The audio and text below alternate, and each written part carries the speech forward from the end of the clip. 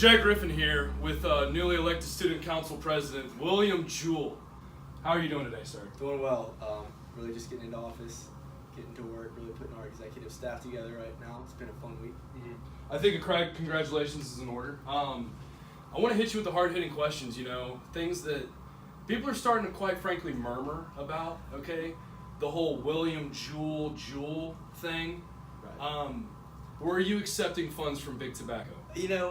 That's a question that's been asked a lot over the last couple of months, and especially closer to the election.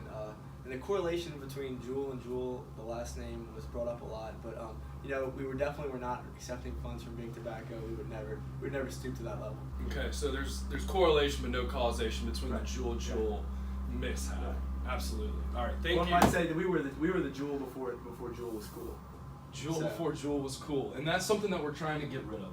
Is the stigma that smoking the JUUL on campus is cool, and when in fact it is not. Absolutely not. So vaping is actually up on LSU's campus from 4% in 2017 to 27% on LSU's campus. What do you think is the cause, from that? What do you have to say about the rising vaping?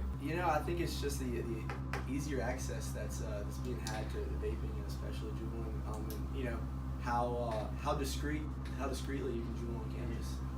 It's a pretty alarming statistic. I wasn't aware about that. And of those students that vape, 77 say they prefer the actual JUUL. What do you think that the whole hubbub about the whole JUUL thing is about?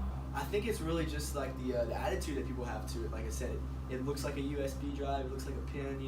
It's like I said, it's discreet, and people think it's cool. So that's how it got started, and people get actually addicted to nicotine. Absolutely. And on LSU's campus, we've seen this rise. Even in the LSU library, you see people ripping their JUUL, hitting the books. Going to college, talking to the ladies, hitting the books, hitting the JUUL.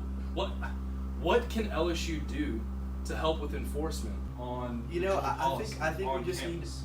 need to spread the awareness with students, and that there are some negative side effects and negative aspects of it. The real big push from the vaping companies is that they don't have the harmful carcinogens, but I don't know if we have the research yet to be able to say that vaping and JUULing is not harmful for you. It's not the number of people that are switching from cigarettes to JUUL, rather than it is the number of people that JUUL that have never smoked cigarettes. Yeah, and I think that's the most concerning aspect of it, for sure. Let's see here.